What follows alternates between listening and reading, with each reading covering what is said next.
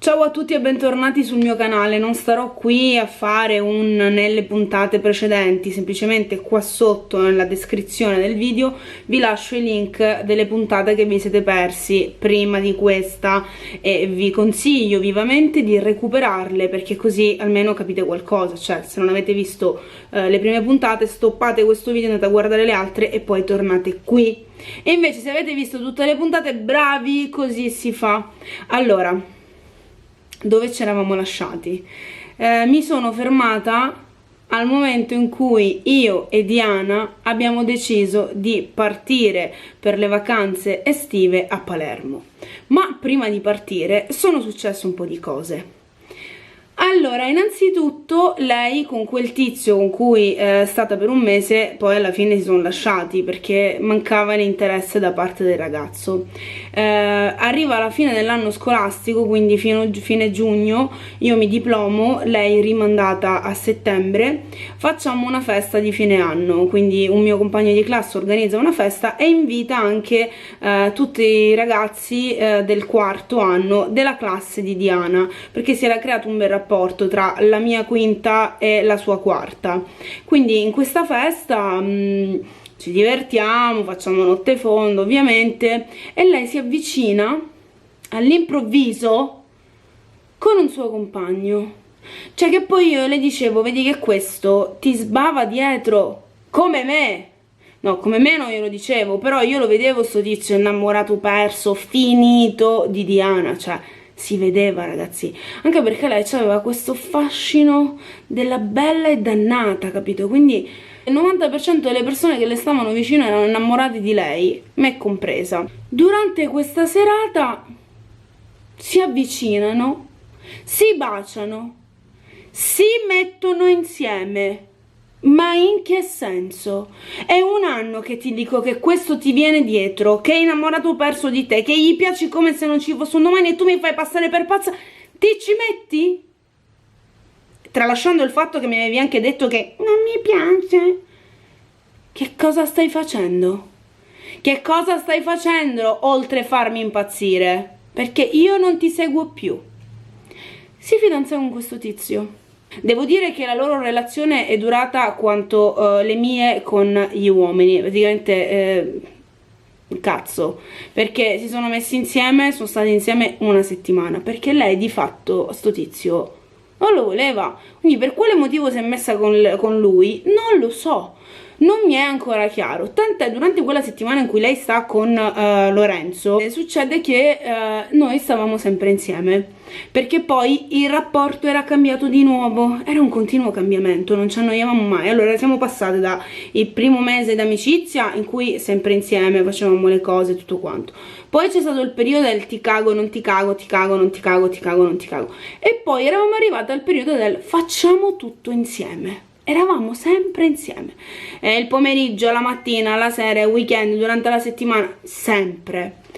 E oltre al fatto che eravamo sempre insieme, era cambiata un'altra cosa, ovvero, quando andavamo a ballare, Diana non limonava più chiunque, limonava solo me. Che poi dite, come facevo io a non farmi castelli e palazzi? Ditemelo, spiegatemelo. Aiutatemi.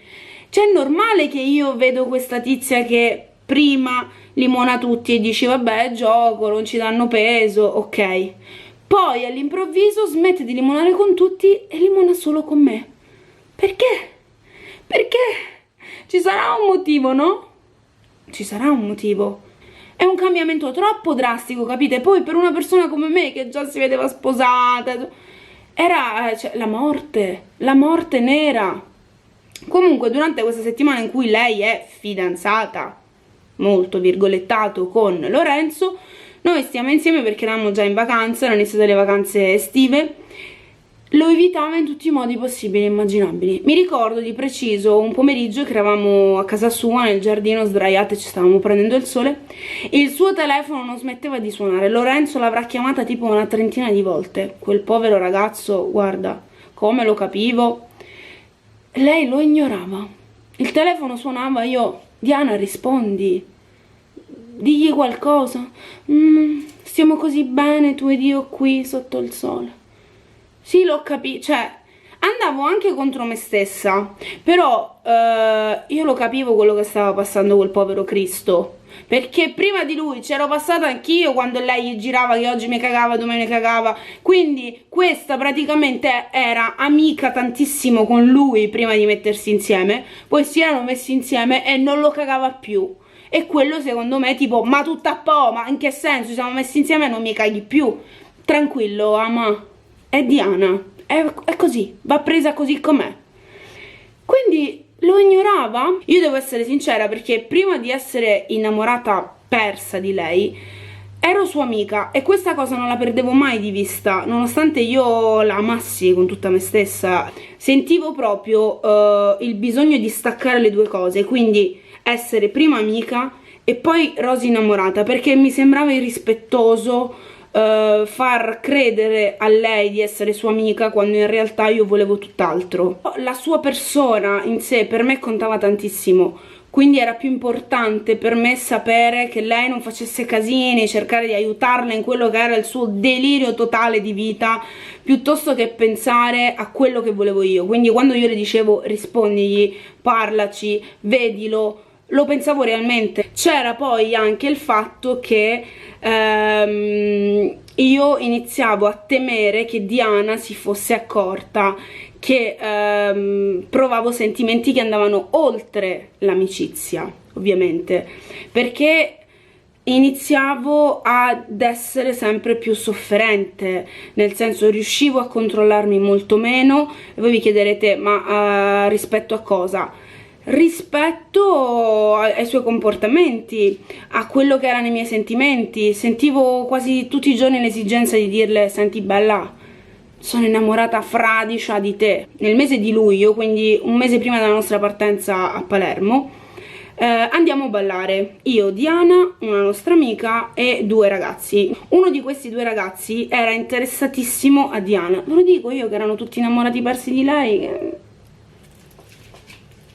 era mio.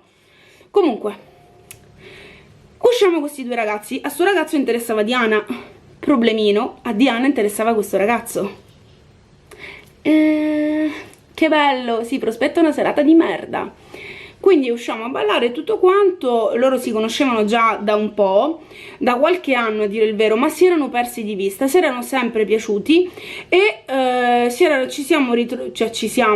sono ritrovati loro, ci siamo incontrati con questi ragazzi in una serata, erano anni che non si vedevano, quando si sono rivisti, OMG, rivediamoci, usciamo, questo è quello. La settimana dopo siamo usciti, arriviamo in discoteca, iniziano a ballare tutto quanto, loro molto vicini, però insomma nessun limone, niente di niente. E già quella, ho detto madonna, se già non si stanno limonando significa che è peggio, perché significa che realmente c'è un interesse, visto che tutto funziona al contrario qui a Bruxelles.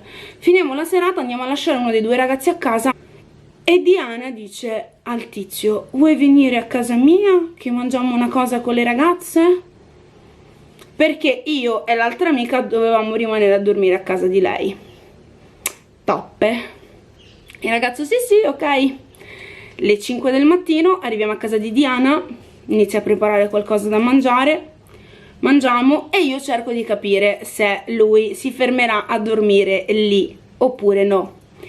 E quindi tra una cosa e l'altra, sì, vabbè, magari rimango qui a dormire, no? Nero,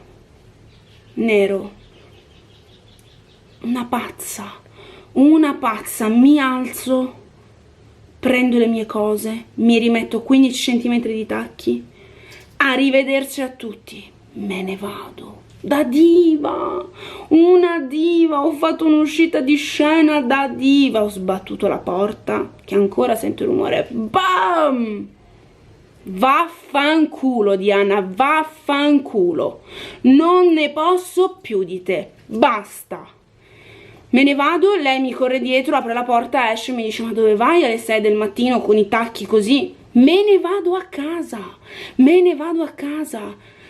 Lei scioccata, perché io in quasi un anno di amicizia non avevo mai osato prendere una posizione netta così, ma ero satura, non ne potevo più. Lei cerca io vaffanculo, me ne vado a casa, ciao, senza né se né ma. Inizio a camminare poi, facevo una roba così praticamente, fino a casa mia, a piedi, 25 minuti di camminata. Grazie Diana, il mio cuore non è tuo. Quando mi sono svegliato ho detto, oh mio Dio, che cazzo ho fatto? Sono veramente scappata, ho veramente sbroccato, l'ho veramente mandata a fanculo, non la rivedo mai più. Oh mio Dio, ho iniziato a piangere, disperata, cretina. Suonano alla porta. Bling blong. Era lei. Vorrà parlare di quello che è successo il giorno prima. No. Ciao, come stai? Andiamo in giro? Io ieri sera me ne sono andata da casa tua, urlando ti vaffanculo in faccia, e tu mi chiedi di andare in giro? Sì. Ovviamente non le ho detto nulla, però l'ho pensato.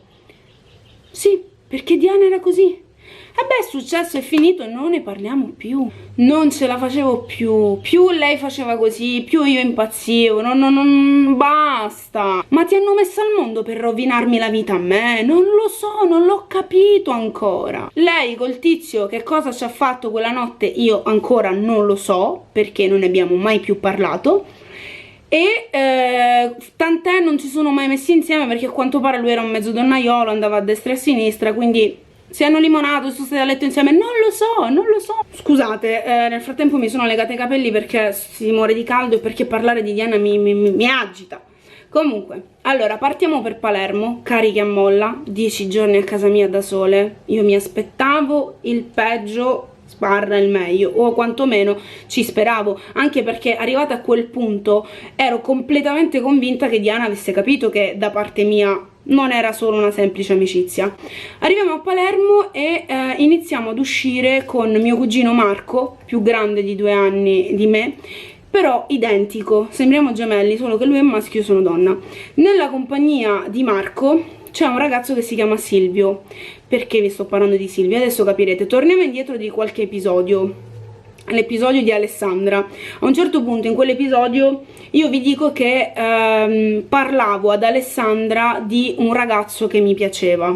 Questo ragazzo era proprio Silvio, quindi il miglior amico di mio cugino Marco, che io avevo conosciuto 3 anni prima, quindi quando ancora stavo a Palermo, e c'era stato uno scambio di messaggi e tutto quanto, però la cosa non era mai partita davvero, perché lui era più grande di me di 3 anni, perché era il miglior amico di mio cugino, sapete le robe tra uomini, queste cose qui.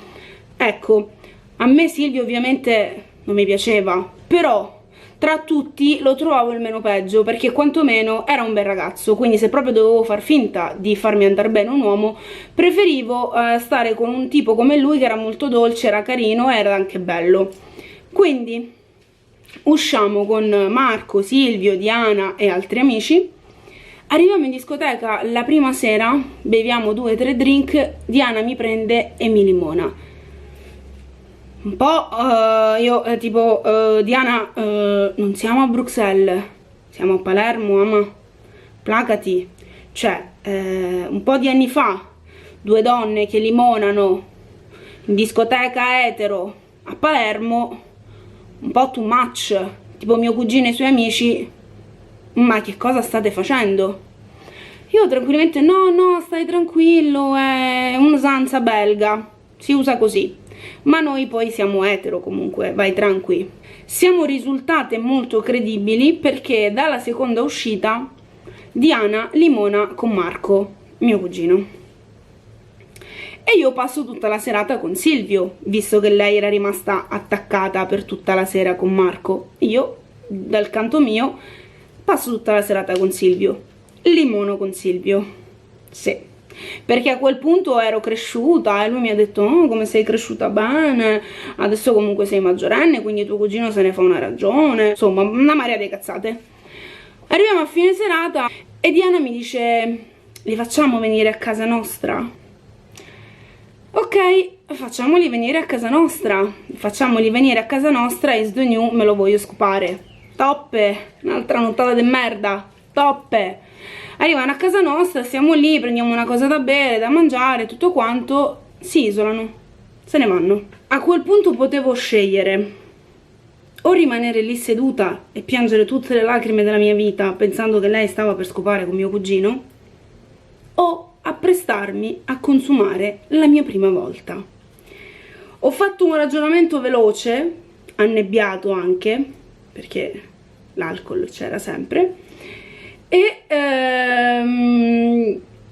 mi sono detta che era il momento giusto, che sapevo che se non l'avessi fatto quella volta probabilmente non l'avrei fatto più con nessun altro, perché non provavo interesse ad avere una conoscenza intima con un uomo, quindi non mi andava di andare a letto col primo conosciuto. Silvio lo conoscevo, l'avevo sentito per circa 6 mesi quando avevo 16 anni, sapeva del fatto che io fossi vergine, quindi avrebbe avuto un certo garbo, una certa delicatezza, come è stato poi. E quindi mi sono fatta un po' di giri mentali e ho detto ok, ora o mai più. Sapevo che in qualche modo quella cosa avrebbe creato in me un ulteriore disagio, lo sapevo, ma non volevo crederci, perché io lo sentivo che stavo rinviando il più possibile sia il rapporto sessuale con un uomo che la relazione con un uomo, perché io non avevo mai avuto una relazione con un uomo, sì, limoni, quello che volete, ma non ero mai stata fidanzata con un uomo.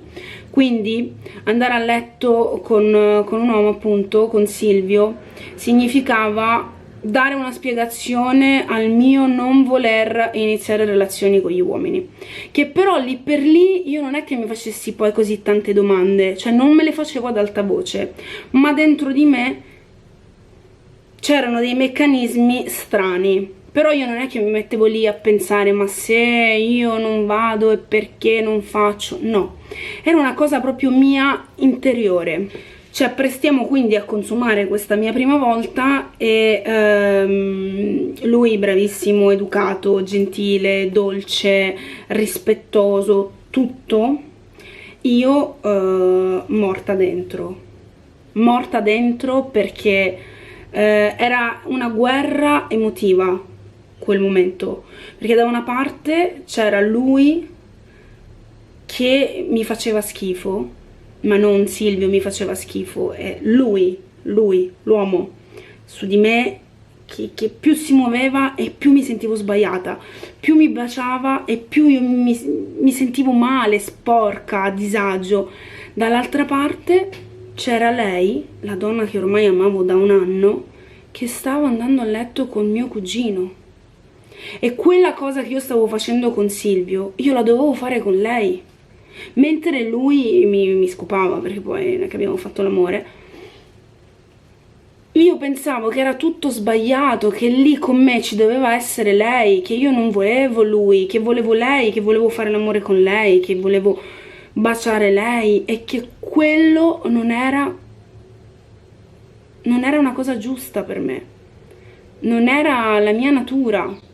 Quindi è stato un vulcano di emozioni quella notte lì, tant'è che io poi a una certa l'ho fermato e ho detto guarda, mi dispiace fermarti sul più bello, ma non ce la faccio, cioè non ti posso far arrivare alla fine, non ce la faccio, lui non ha capito, si è chiesto, ho detto guarda, non mi chiedere niente, semplicemente non ce la faccio.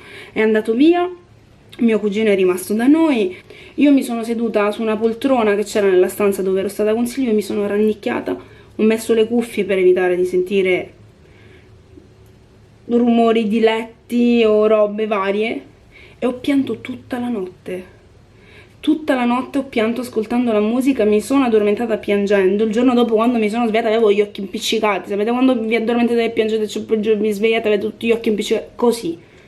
Lei il giorno dopo si sveglia tutta fresca, mio cugino se n'era andato via e mi dice allora cosa avete fatto ieri?